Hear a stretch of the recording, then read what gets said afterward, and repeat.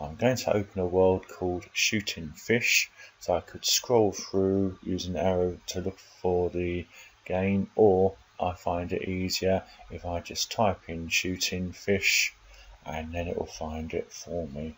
And it gives me a description of the game, and as you can see it's an unfinished level with a tutorial, and the idea is to add a kodu to shoot the fish.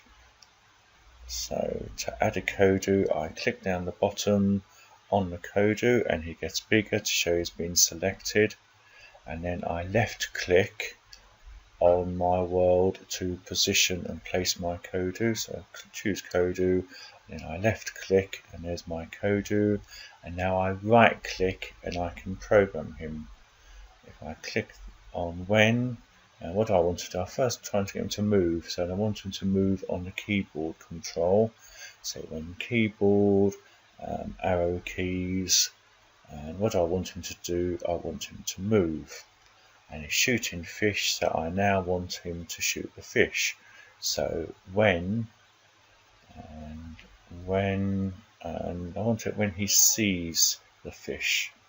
So when he sees, and I need to find a flying fish, and I'll click in the box 1, and there's our flying fish. So when he sees a flying fish, what do I want him to do?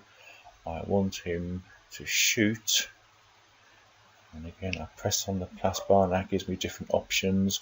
In this case I want him, actually let's choose a colour for him to fire. I want him to fire yellow blips. That's it, so fire yellow blips. I don't have to save that, it automatically saves. I'll click on escape, it takes me back to the game, and when I play the game and I move my kodu and he starts to shoot, there we go, and I won. I don't know how I won. Let's have another look why I won that game or finished that game.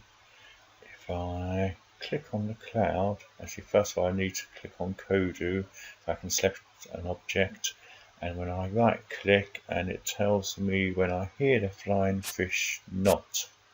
So when I don't hear the flying fish, so when all the flying fish are dead, I can't hear them and I win the game. I'm looking at improving my game because up to now it was quite random. It was just shooting. As a player, I wasn't controlling it. So I'm going to delete that code. So I'm going to select it and just click on delete. And now I want to control the firing with the spacebar. So I click on miscellaneous keys. I choose any key, but I'm going to choose spacebar. So when the spacebar is pressed, what I want it to do, I want it to shoot. I clicked on the wrong one there, but as you can see, actually it was shaded at the end of that control, and that means that there's other items inside. So I'm going to click on colour, and if I click on blue, and this time I'll choose a missile. So now what should happen, every time press spacebar it will fire a blue missile.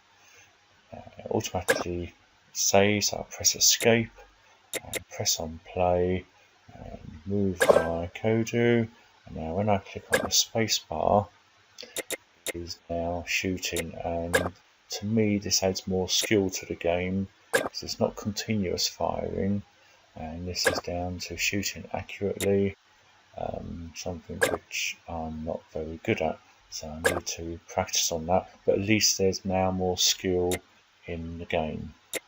Okay, so I'm much happier with that now. And also notice that the fish stayed in the same area, so let's look why that is. Over here there are these, they're called nodes. These are controlled.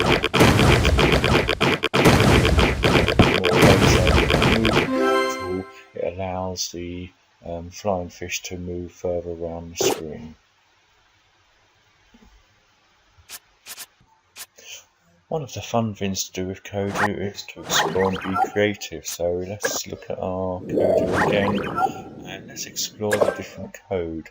So now, instead of using the keyboard, how about if he bumps into something, what do I want to happen, what could happen? So click on here, and what I want to bump into, so I can explore the different objects. And there's some more objects up here. There's rocks, there's trees. I can escape to get out of there. I look in here and there's there's blimps, there's subs. Again, I escape to switch between menus.